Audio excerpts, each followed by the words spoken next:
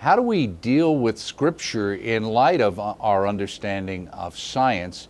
And have you found that is something that's been complicated for your faith walk over the years, or did that come easy for you? Well, originally I wasn't aware of, the encyclical Divino Afflante Spiritu by Pope Pius XII, which came out in 1942.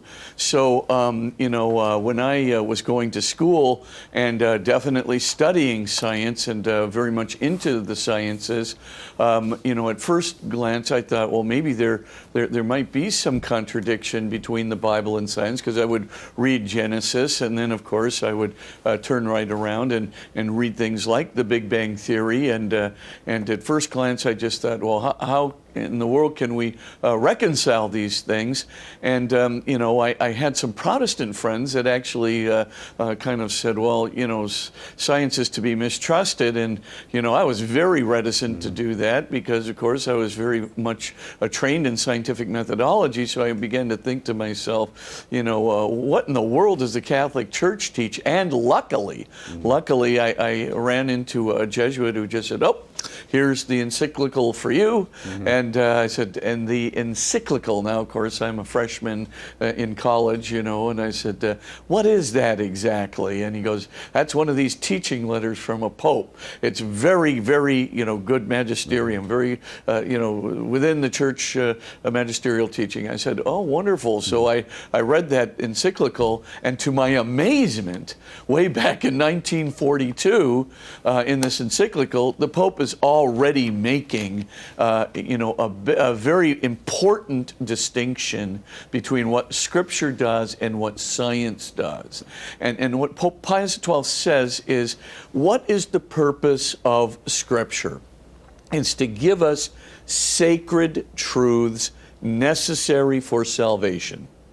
Sacred truths necessary for salvation. What's the purpose of science? Science is to give us natural, that is to say, we're going to come at it from natural sciences.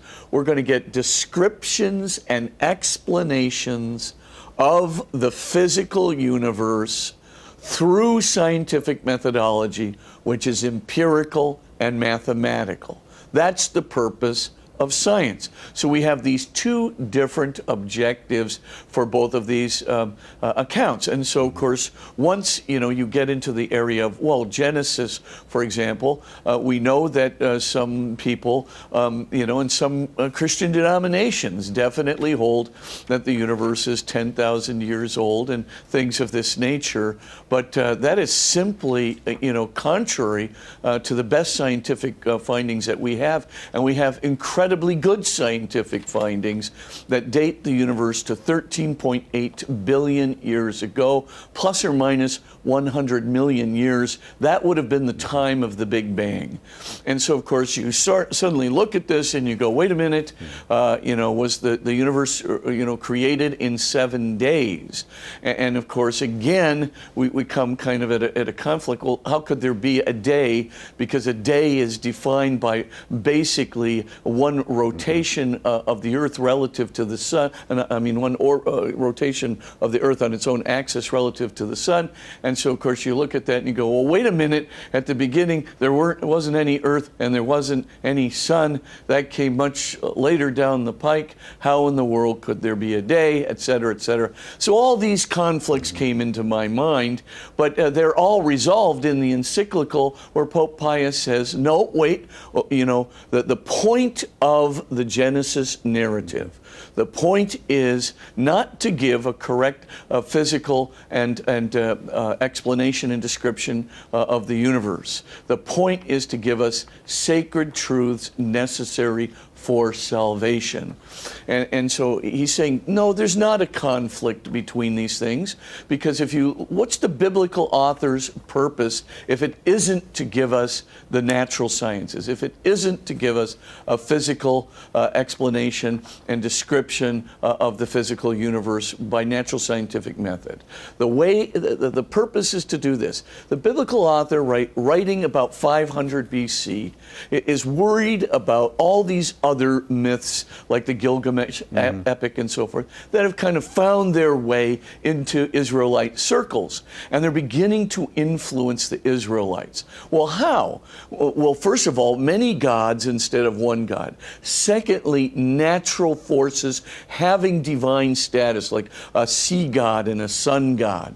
Thirdly, the whole idea of the material world, being, just evil, as it were, just being a place of indifference to God's goodness. And then finally, human beings having no special worth at all, but being, basically cannon fodder for the gods, being basically, people are just, the slaves of God, pawns on a chessboard that God can move around. Well, of course, the biblical author has to deal with this, because these are real issues. They're sacred issues that are dealing with salvation, and so they have to be redressed.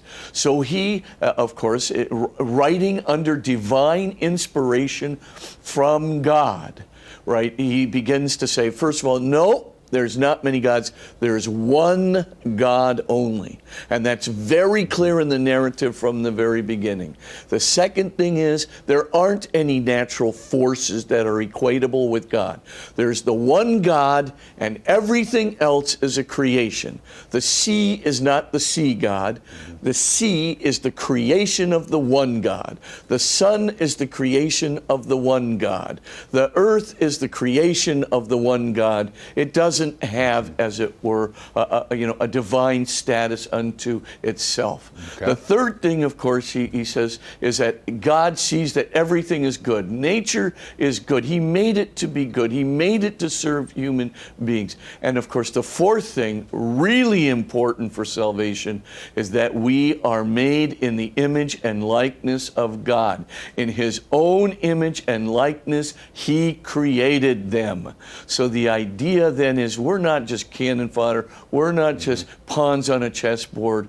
We have literally a divine status that is infused into us from the very beginning, a transcendental status, a reflection of the divine nature infused into us from the very beginning, so that God can share His whole life with us. Now, that's the point of the Scriptures.